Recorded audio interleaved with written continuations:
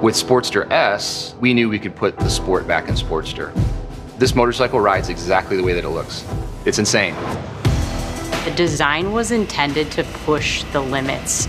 The acceleration, just an absolutely exhilarating feel. Revolution Max, unlimited amounts of horsepower and torque right at the twist of a throttle. It's such an exciting, thrilling motorcycle to ride.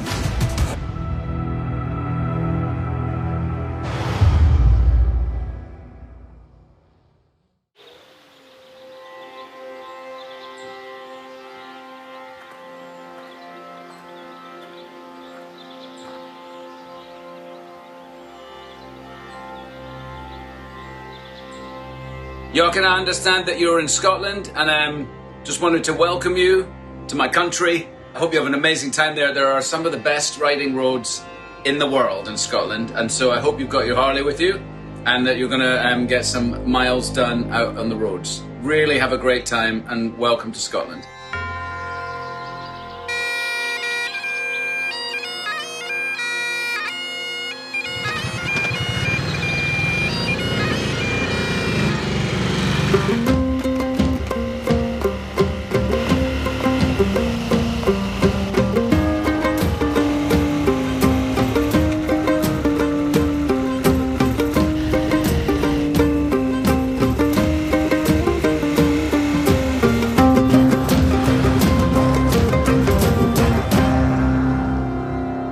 It's so great to be in Scotland. Oh man, what a beautiful ride through this beautiful countryside.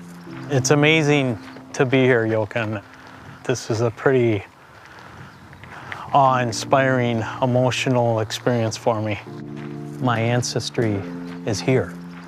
Think about that it all kind of started, you know, with your great-great-great-grandfather in Scotland.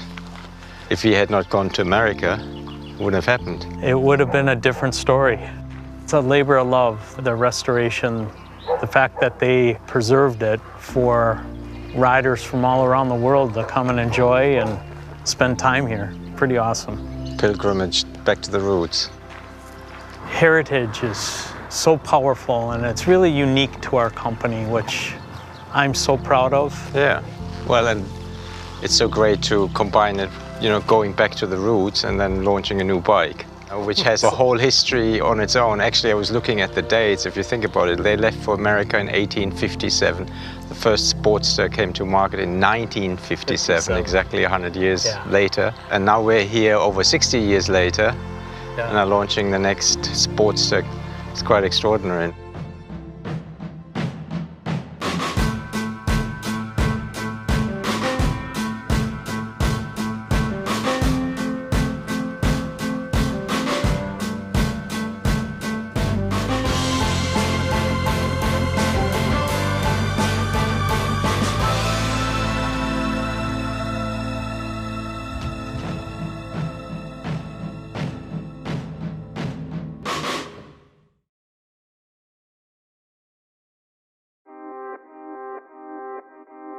In the late 50s, when Sportster was born, it was considered a giant killer. It was a super bike.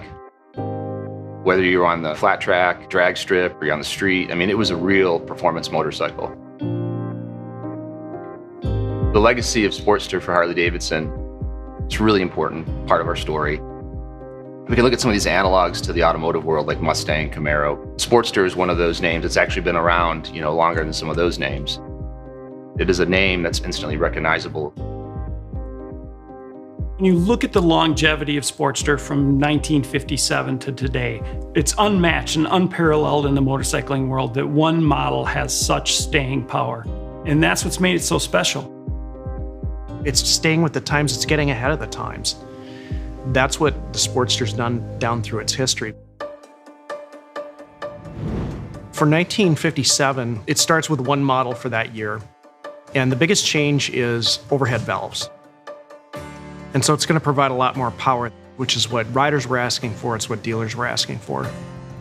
The name Sportster is really synonymous with the general use of that bike. It was a small, nimble, powerful bike.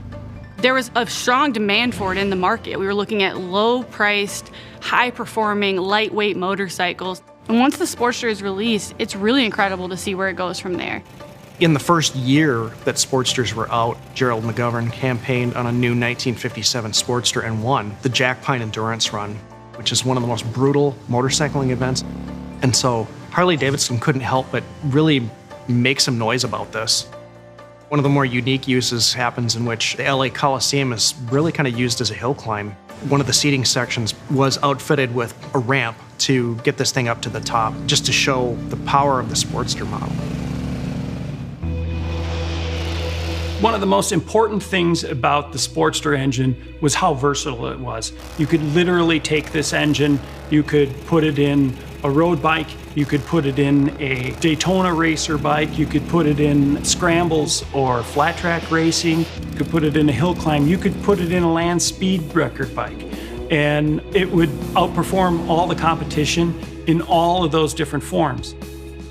One monumental point in Sportster history really is the Sportster Streamliner. In 1970, a group of 4 guys developed this kind of long cigar-looking rocket run on a Sportster engine. The first time you look at it, some people might say, that's a motorcycle? It is. You're talking about a Sportster engine going 265 miles an hour and basically kind of crushes the land speed record for its time. A new motorcycle world land speed record. You know, the company's always looking at how can we take this thing that's great and make it even greater. So technology-wise, the bike is always moving ahead. And now today, we have the birth of the Revolution Max platform. So you're going from evolution to revolution.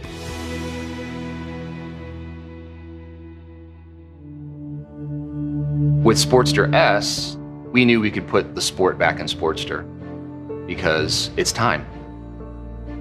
We knew we had the engineering prowess to do it with the RevMax powertrain. The birth of this architecture, it's really knocked down a bunch of fences that we had. Kind of untied our hands in terms of what we can do with form factor, what we can do with performance.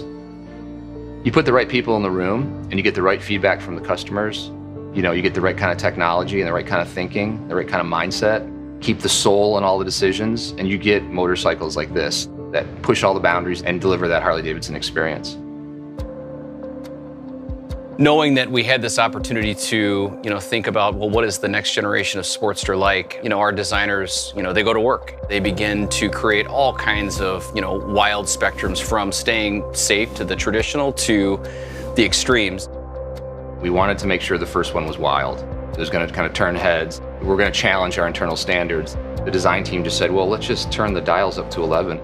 The design was intended to push the limits of what people think when they hear the term Sportster. How can we really push everything about this to be as irrational and cool as possible? Anything that's easy isn't as rewarding. We had a lot of freedom. We knew there was nothing ever like it, so there was nothing that was constraining our imagination. It's crazy to me, but of all the designs that we've worked on, this is one where there was the least amount of change from the design mock-up to the final production model. I think when people take a look for the first time at Sportster S, while it's going to look very different, it's also going to look very familiar. We wanted to stitch in some iconic elements of the design from different generations of Sportster. The tail section, XR750, the fat 16-inch front wheel, that's 48. If you look at what our customers do with Sportster, customization, you can have the same experience you've had with past Harley Davidsons in terms of making it your own. You can fully kit out the new RevMax family with all kinds of great parts and accessories. For this bike to really find its way into the modern era, we really gave ourselves a ton of freedom with regards to technology. The ride modes are amazing. It totally changes the personality of the bike. We have this really beautiful 4-inch round TFT display. It's Bluetooth enabled and allows for us to have turn-by-turn navigation and no longer having to worry about the traditional Sportster method of like taping your directions to your tank and trying your best to remember how to get there. But it also has all the upgraded riding safety enhancements. Having cornering enhancement, ABS, allow for a better riding experience. It's just like Sportster should be, and it's completely unlike any other Sportster you've ever ridden.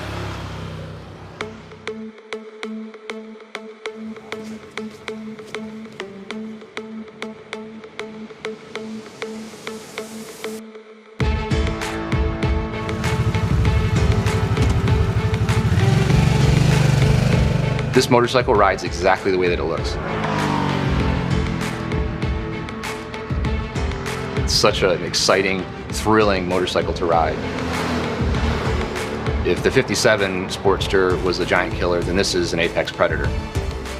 I mean, this thing is the ultimate evolution of Sportster. This will surprise a lot of people out on the street at just how competitive this motorcycle is in some of these performance metrics. It's just pissed off and ready to wreak havoc. Just an absolutely exhilarating feel. We tuned the delivered performance to be more torque-based. So stoplight to stoplight, you're gonna be able to crank it and beat your buddy to the next one. There's just so much to unpack in terms of what the bike delivers from a performance standpoint. 121 horsepower, 94 foot-pounds of torque, 12-to-1 compression ratio, and a peak RPM of 9,500. 500 pounds, which feels just incredibly light and maneuverable on the road. Every ounce of power is just a whole lot of fun.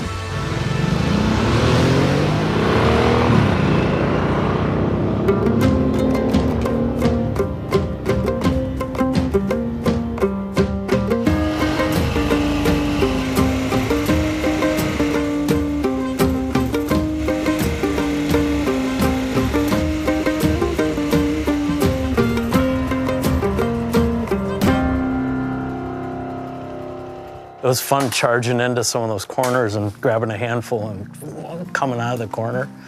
Perfect bike for twisted roads of Scotland. Yeah, absolutely. It was fun. I can't wait for people to throw a leg over this bike and really experience the performance that this bike has. It's so agile and it's a real beast. It really is. I mean, just every gear, it's just, there's a surprise waiting for you now. Yeah.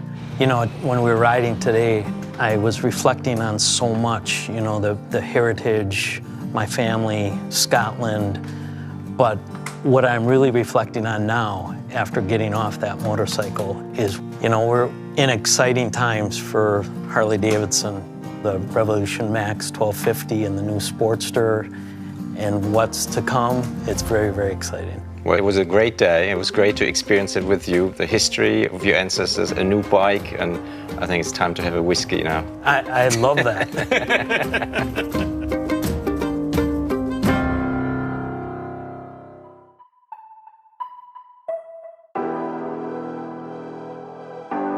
The future for the Sportster family, it looks incredibly bright based on this motorcycle. And we've got some really cool things up our sleeves, we always do. There will be future models that will definitely tap into some of the more classic form factor of Sportster.